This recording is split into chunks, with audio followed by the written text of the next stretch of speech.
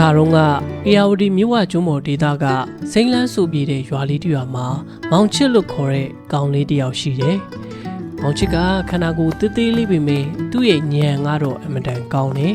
။တနေ့မှာတော့မောင်ချစ်ရဲ့အဖိုးနေမကောင်းဖြစ်လို့တစ်ဖက်ကန်းကရွာမှာရှိတဲ့ဆေးဆရာကြီးစီကိုအမြန်သွားပြီးတော့ဆေးသွားဝယ်ဖို့ဖြစ်လာတယ်။ဒါပေမဲ့လည်းမြစ်ထဲမှာအားလုံးကကြောက်ရတဲ့မိချောင်းကြီးဥကန်ကောင်ကရှိနေတယ်။ဥကန်ကောင်းဆိုတာကနာမည်ကသာကန်ကောင်းတာ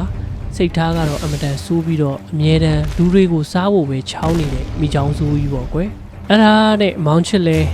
သူ့ဖို့အတွက်ဆေးဝယ်ပေးဖို့မြစ်ကန်နာကိုရောက်လာတယ်ကန်နာကိုရောက်လာတဲ့အခါမှာတော့မြစ်ထဲကနေပြီးတော့မိချောင်းကြီးဥကန်ကောင်းကခေါင်းကြီးပြူပြီးတော့ထွက်လာတယ်ဟာမောင်ချစ်ငါဘိုက်စာနေရတဲ့အတော်ပဲမင်းကငါဒီနေ့တလုတ်ထဲနဲ့မျိုးချပြင်မယ်မိချောင်းကြီးဥကန်ကောင်က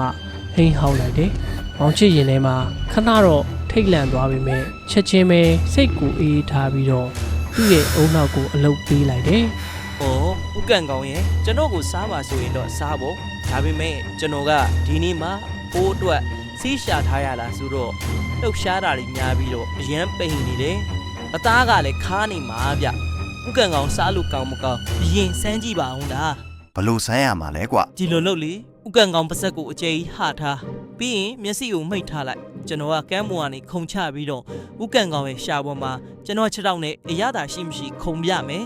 အသားအချိုးတယ်ဆိုမှဥကန်ကောင်မြူချလိုက်ပေါ့ငမ်းမရဖြစ်နေတဲ့မိချောင်းကြီးအေးဟုတ်တာပဲလာအခုပဲခုံချလိုက်ကွာအဲ့ဒီချိန်မှာမောင်ချစ်ကကမ်းဘေးနားမှာရှိတဲ့မာကျောလာတဲ့တစ်သားတုံးကြီးတတုံးကိုအမြန်ကောက်လိုက်ပြီးတော့မိချောင်းကြီးရဲ့ဟောင်းလောင်းပွင့်နေတဲ့ပါဇက်ထဲကိုဒေါင်းလိုက်ကြီးထိုးထည့်လိုက်ပါလေရော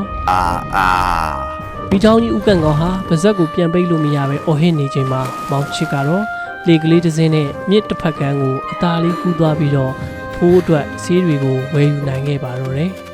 မိချောင်းကြီးလည်းညံကောင်းတဲ့မောင်ချစ်ကိုဘယ်တော့မှမေ့မှာမဟုတ်တော့ဘူးပေါ့ကလေးတို့ကြီးဘလောက်ပဲကြီးမားတဲ့ရန်သူနဲ့တွေ့ပါစီမကြောက်မရွံ့မဲအသိဉာဏ်ကိုအသုံးချမယ်ဆိုရင်ဘေးအန္တရာယ်ကနေလွတ်မြောက်နိုင်နေဆိုတာကိုမှတ်သားထားကြပါဦးနော်